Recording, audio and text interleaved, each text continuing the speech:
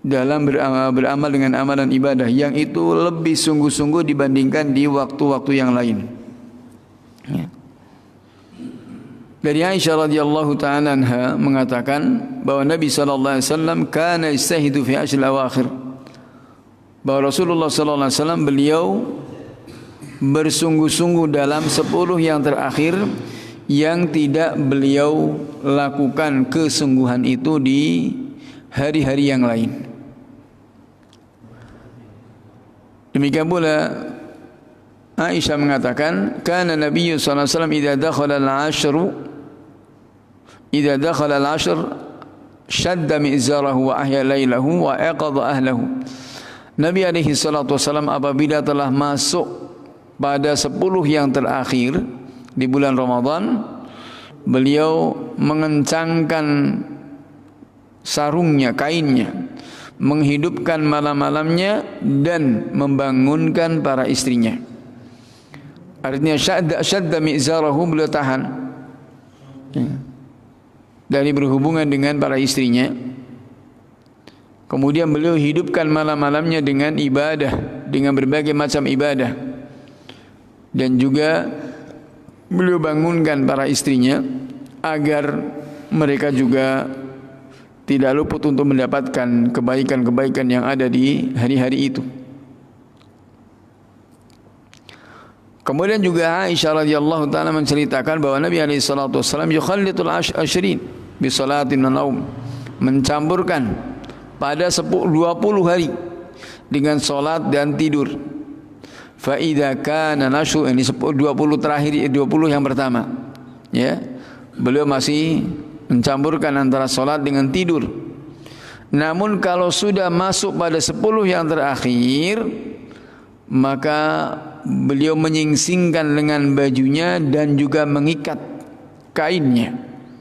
Artinya lebih sungguh-sungguh dalam beribadah, lebih sungguh-sungguh dalam beramal dengan amalan yang saleh.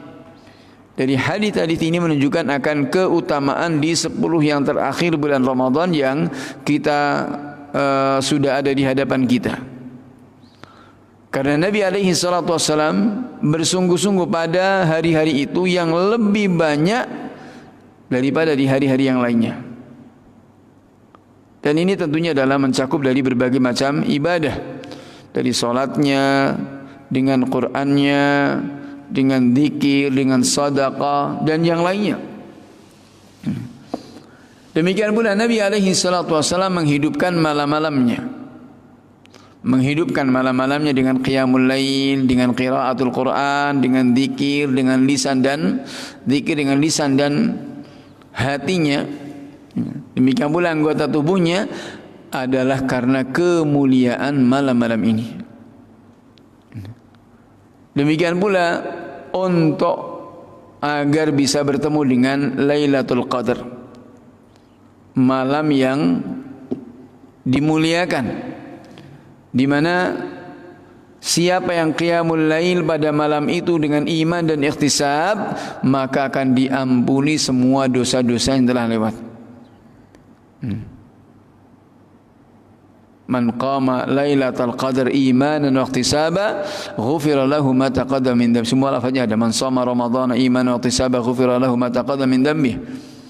Kemudian man qama ramadhana imanan wa ihtisaba ghufira lahu ma taqaddama min dhanbi. Yang ketiga ada man qama lailatal qadar. Man qama lailatal qadar imanan wa ihtisaba ghufira lahu ma taqaddama min dhanbi. Barang siapa yang berpuasa di bulan Ramadan, atau kemudian yang lafaz yang kedua dengan man qama, mengadakan qiyamul lail di malam-malamnya. Kemudian lafaz yang ketiga adalah Lailatul Qadar, yang menghidupkan malam Lailatul Qadar, bertemu dengan Lailatul Qadar yang didasari dengan iman dan ikhtisab, iman dan keikhlasan mengharapkan apa yang di sisi Allah Subhanahu wa taala, maka akan diampuni semua dosa-dosanya.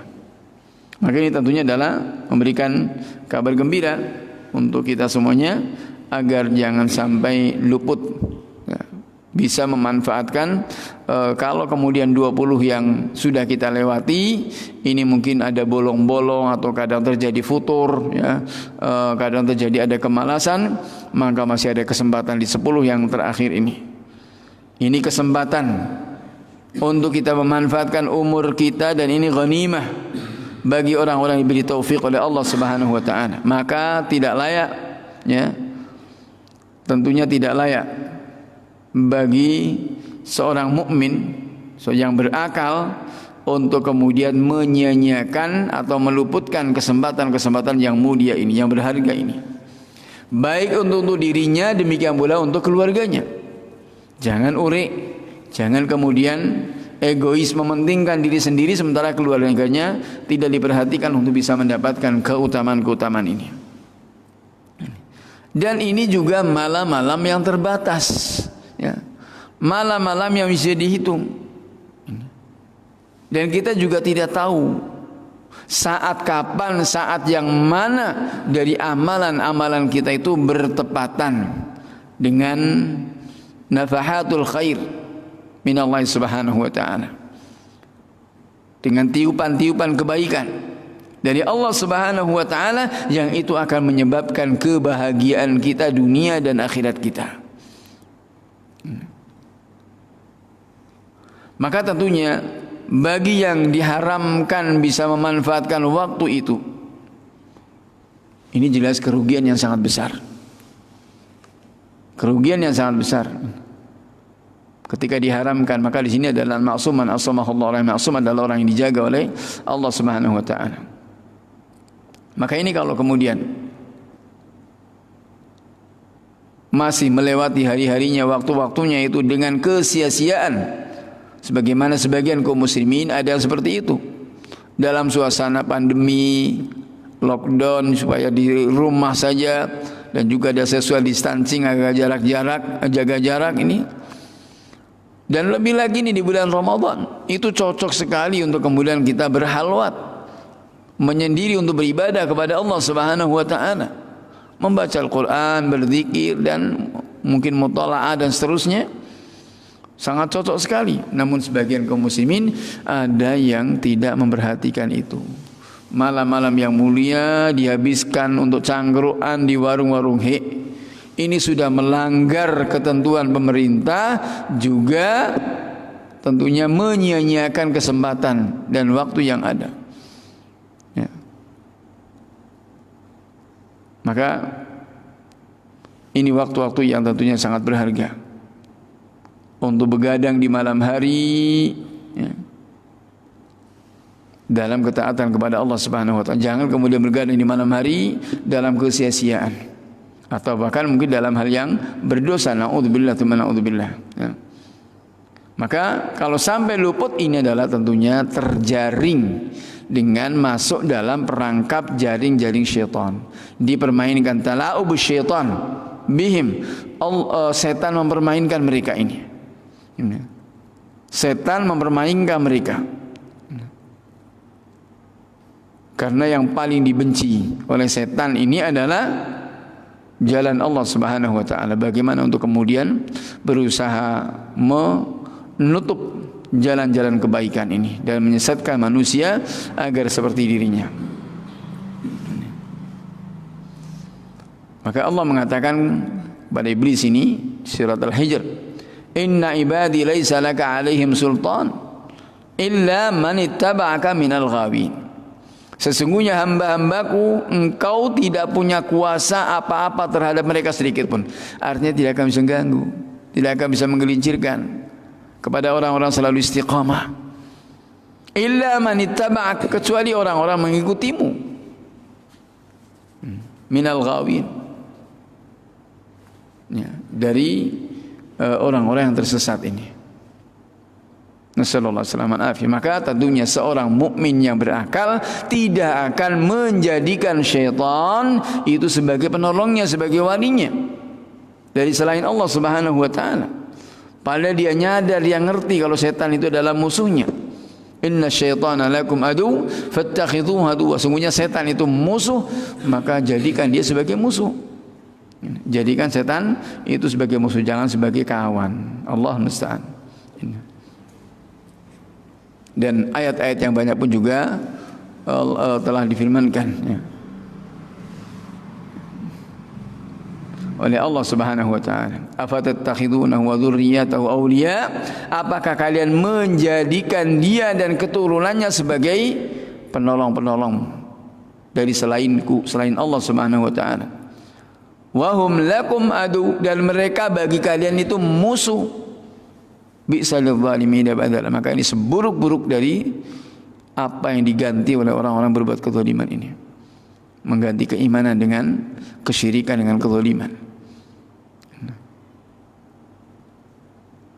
Ini yang pertama ya, dari hal yang kekhususan yang pertama di mana Nabi SAW bersungguh-sungguh untuk beramal. Kemudian yang kedua, dari kekhususan malam 10 terakhir di bulan Ramadan ini, bahwa Nabi SAW beriktikaf. Artinya di sini adalah tafarrugh. Ya. Rasulullah SAW mengosongkan semua hari-harinya untuk beribadah. Jadi dengan i'tikaf.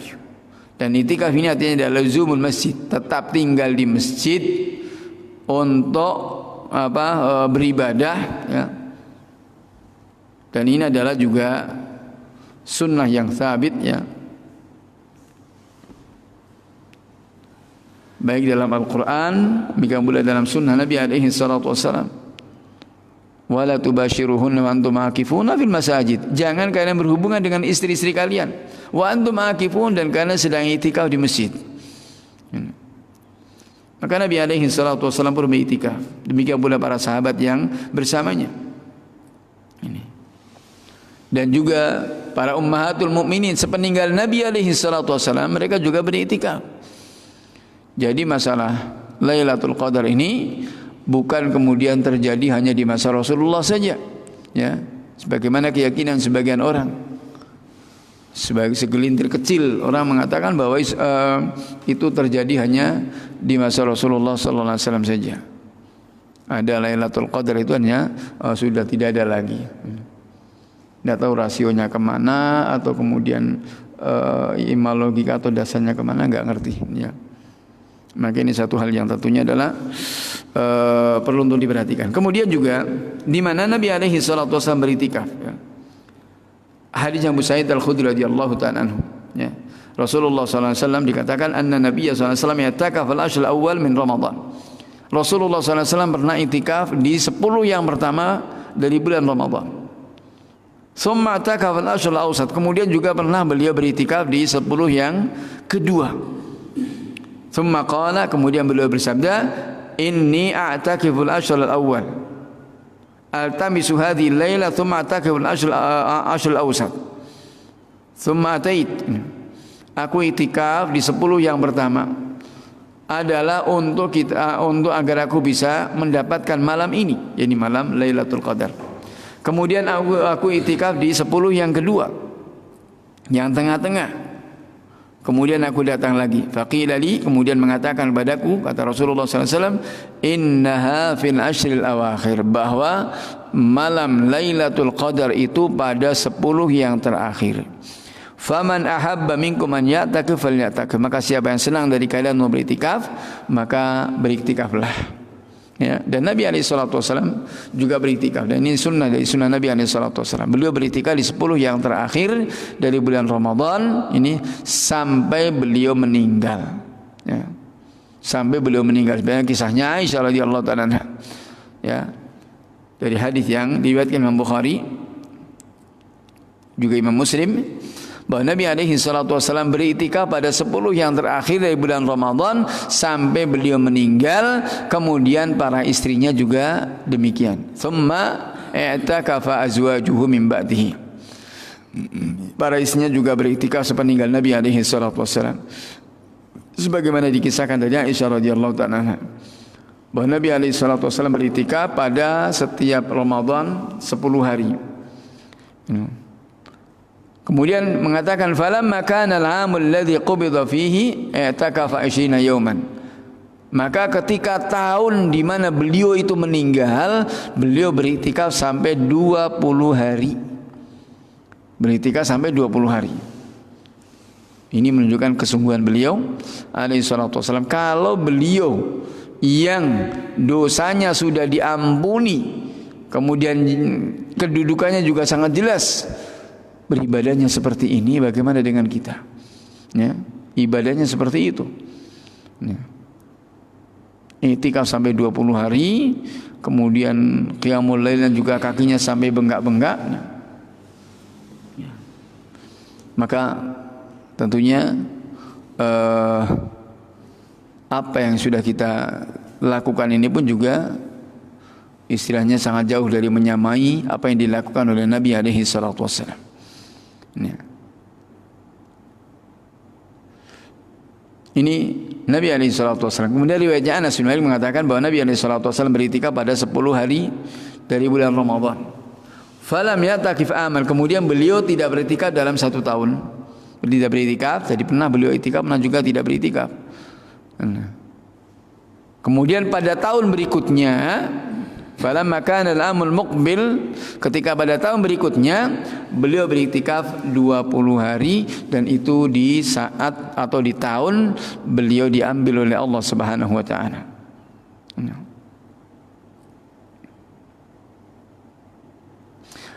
Diriwayatkan juga dari Aisyah radhiyallahu ta'ala anha mengatakan, kana Nabi sallallahu alaihi wasallam idza arada an ya'takif shalla al-fajr thumma dakhala mu'takifahu. Bahwa Rasulullah sallallahu alaihi wasallam apabila ingin beriktikaf, beliau salat subuh. Salat subuh kemudian masuk. Thumma ista'dana laha, minta izin kepada Aisyah. Fa fa'alat. Maka pun melakukannya, wa dharibat khaba'an, kemudian ditutup. Khaba' ada semacam kayak korden ya, pelindungnya. Falamma ra'at dzalika Zainab amarat bi khaba'. Kemudian ketika ternyata itu dilihat oleh Zainab binti Jahash ya. Ini juga diperintahkan juga dengan kain itu yang kemudian dipasangkan.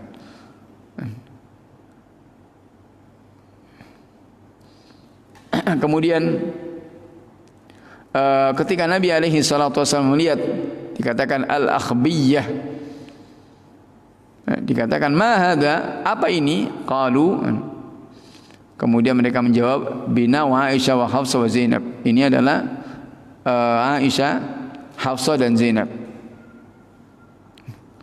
Kemudian Nabi alaihi salatu wasallam bertanya, al-birra aradna hadha, apakah kebaikan yang mereka inginkan? Inza'uha fala araha, maka singkirkan dan aku tidak melihat, ingin melihatnya.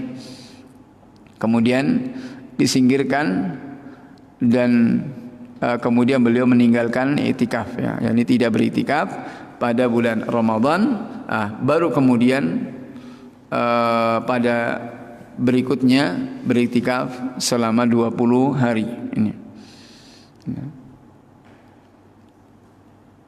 Dan pada riwayat yang dikatakan beliau beriktikaf juga pada 10 yang pertama dari bulan Syawal ya.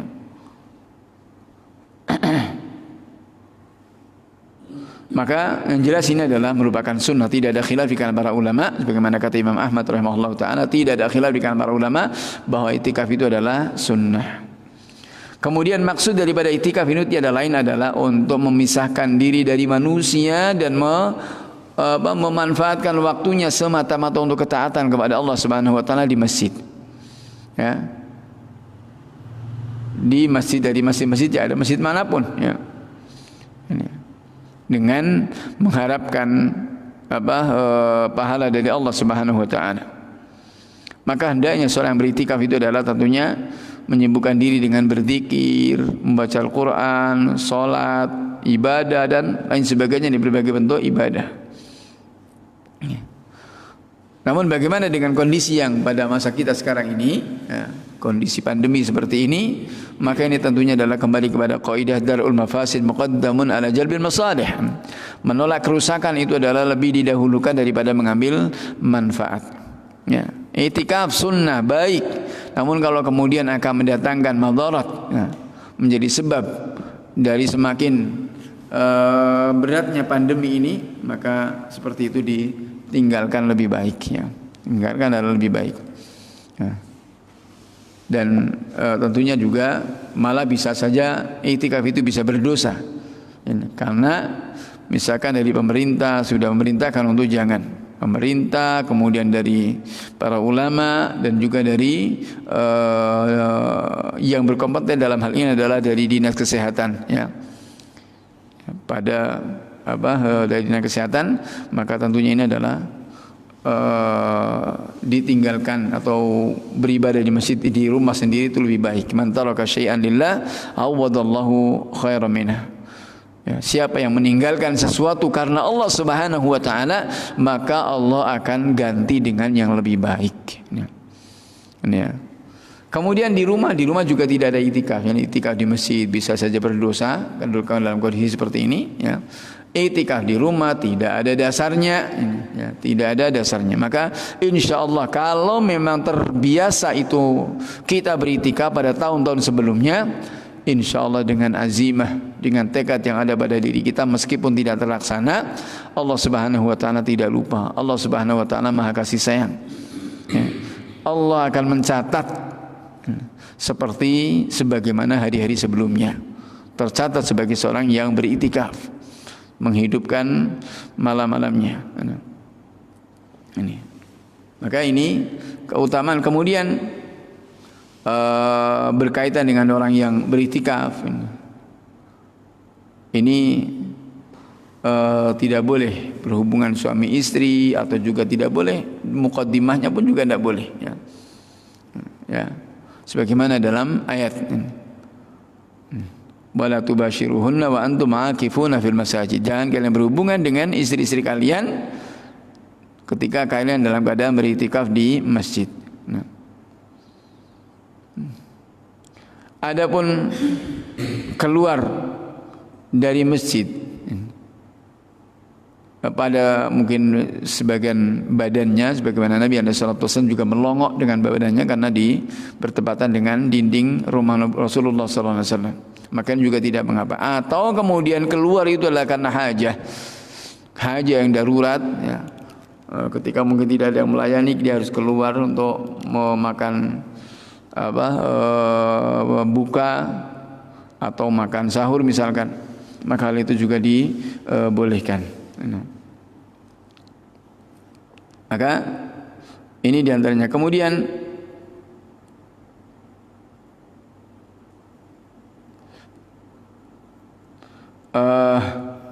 berkaitan dengan keluar, ya, tadi keluar bagi orang yang beriktikaf keluar dari masjid, ya, maka ini keluar dari masjid karena satu perkara yang harus, misalkan baik secara tabiat atau secara syar'i, maka ini dibolehkan dan tidak membatalkan iktikafnya, seperti buang hajat misalkan, buang air, berwudu, mandi, ya. Dan mandi ini juga satu hal yang dibolehkan untuk kemudian tetap, ya, tidak membatalkan kepada iktikafnya.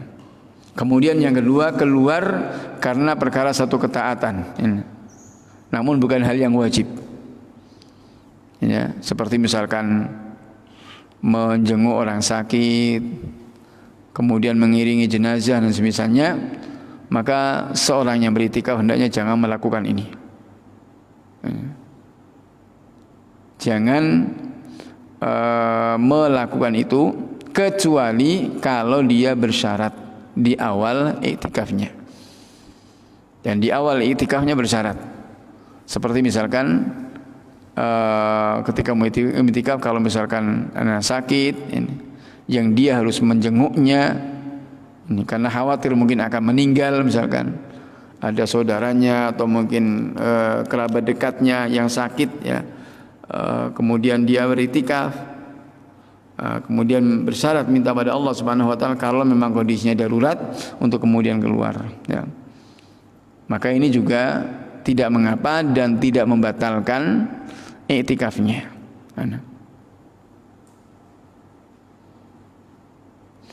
Adapun kemudian yang ketiga adalah keluar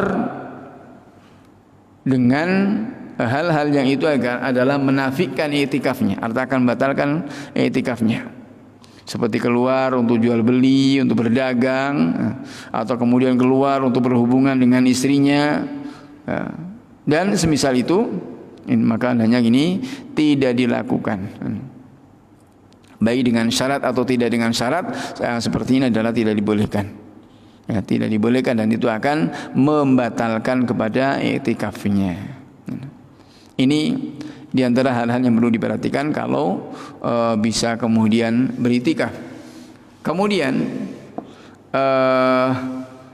kekhususan dari 10 yang pertama bulan, atau keutamaan dari bulan 10 yang pertama bulan Ramadan ini adalah di dalamnya ada Lailatul Qadar. Maka inilah yang membedakan antara 10 yang pertama bulan Dzulhijjah dengan 10 yang terakhir di bulan Ramadan.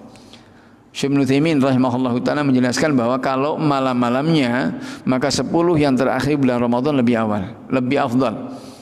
Namun siang harinya 10 yang pertama bulan Dzulhijjah, maka ini lebih afdal. Ya. Yang pertama bulan Ramadan karena di dalamnya ada Lailatul Qadar, malam yang lebih baik dari 1000 bulan. Ibadah yang dilakukan di malam itu adalah sama seperti orang yang beribadah selama 1000 bulan atau lebih. Ini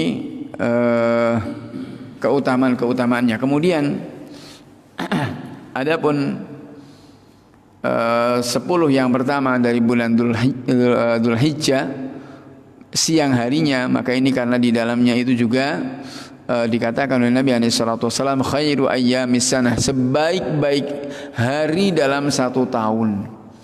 Sebaik-baik hari dalam 1 tahun, dan itunya adalah dan itu bertepatan dengan Asyhurul Hurum juga, bulan haram, ya. Yang jelas itu adalah semuanya ada nas kembalinya kepada apa yang telah dikabarkan oleh Rasulullah SAW kepada kita. Maka bagaimana untuk kemudian setelah kita mengetahui akan keutamaan dari 10 yang terakhir di bulan Ramadan, dan ini sudah ada di hadapan kita, maka bagaimana upaya kita untuk benar-benar bisa menjaga. Kalau toh kemudian tidak bisa itikaf, adalah minimalnya dalam menghidupkan malam-malamnya, ngepiar sampai pagi untuk beribadah, membaca Al-Quran, berdoa, berzikir, dan seterusnya. Dan ini adalah untuk dalam rangka agar bisa mendapatkan bertepatan dengan malam Lailatul Qadar, yang malam yang penuh dengan banyak keberkahan. Ketika para malaikat turun, ya, dipimpin langsung oleh malaikat Jibril, ini jelas menunjukkan satu keutamaan. Maka untuk itu monggo kita benar-benar mempersiapkan diri mumpung masih ada waktu 2 hari ini. Ini sudah malam 19, besok malam 20, berikutnya dalam malam 21 sudah masuk 10 yang terakhir. Maka ibadahnya lebih ditingkatkan, ya, lebih ditingkatkan dengan senantiasa kita isti'anah, minta pertolongan kepada Allah Subhanahu wa taala agar diberi kekuatan dan kesabaran dalam ketaatan kepada Allah Subhanahu wa taala. Ini barangkali yang kita bahas pada kesempatan ini. Insyaallah taala besok masih satu pembahasan lagi berkaitan dengan bersungguh-sungguh di 10 yang terakhir dan juga bersungguh-sungguh di malam Lailatul Qadar. Ini barangkali wafaqanallahu wa iyyakum ila kulli khairin wassalah, innahu waliyyu dzalikal qadiru alaihi wallahu ta'ala alam. Subhanakallahumma bihamdika asyhadu an la ilaha illa anta astaghfiruka wa atubu ilaik, wa billahi taufik wa sallallahu ala nabiyyina Muhammad wa ala alihi wa sahbihi ajma'in walhamdulillahi rabbil alamin wa jazakumullahu khairan wa barakallahu fikum.